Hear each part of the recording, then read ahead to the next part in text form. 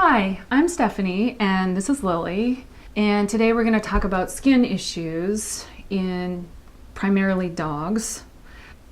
Not that cats don't have skin issues, but this video will be about dogs.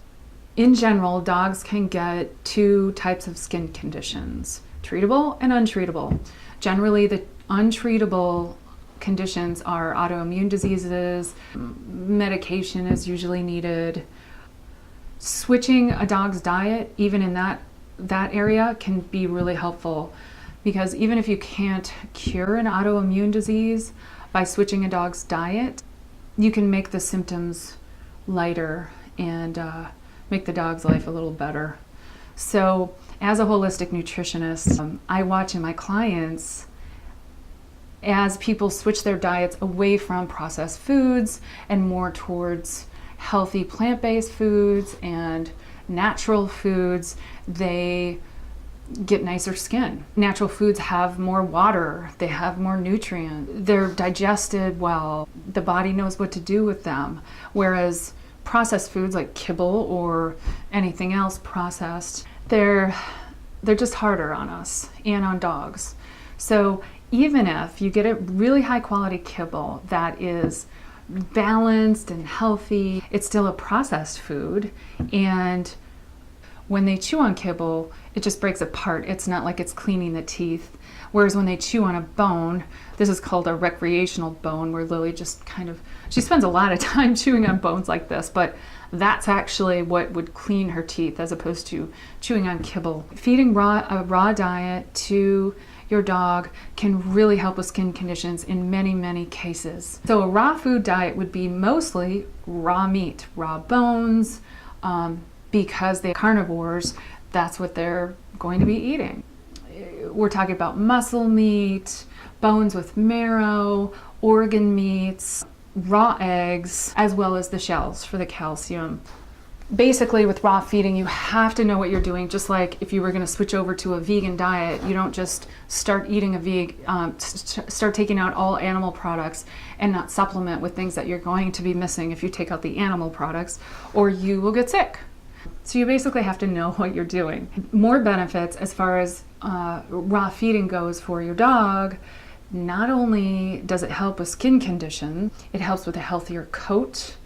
It helps with healthier teeth. Raw feeders say that they have to visit the vet less frequently for teeth cleanings.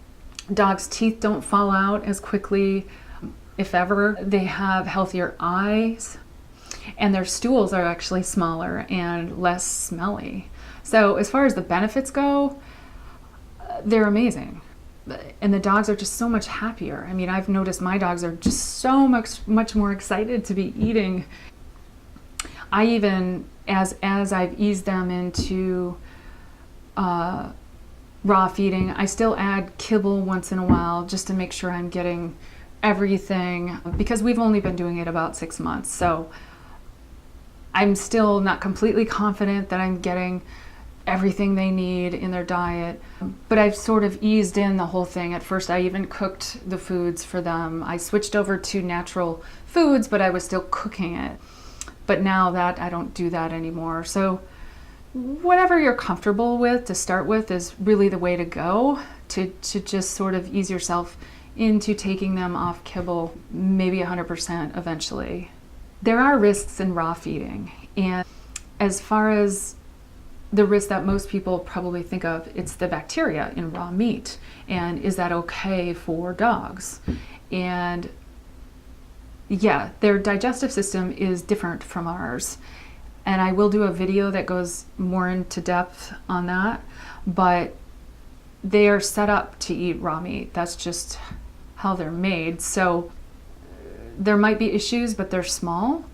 Another risk that I'm actually more concerned about is making sure the diet is balanced. That's really important. And then there's also, of course, the risk of internal puncture or the dog choking on something like a bone.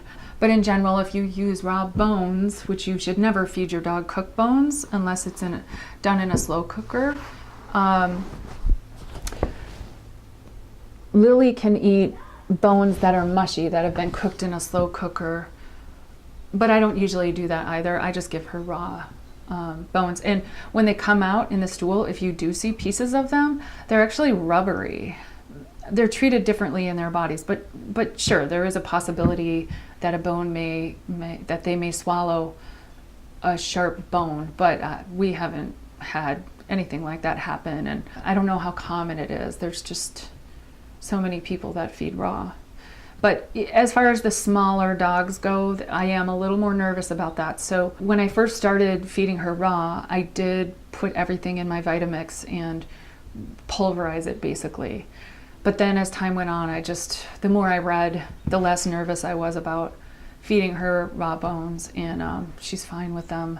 Actually, the only problem we've ever had is where the pieces of like chicken breast were too big for her, and she would be more apt to choke on some big piece of something that she gulps than the bones that she chews up really well. And then also, it's not suggested for, like I said, dogs who have digestive issues.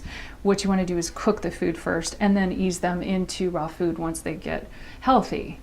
Nor is it suggested for dogs that are in late stage kidney disease or severe liver failure. Definitely not suggested in those instances. So in the interim, if you are just debating whether or not to feed your dog raw, or learning about it, or slowly easing them into it, there's creams and balms that you can use on your dog's skin, or even sprays.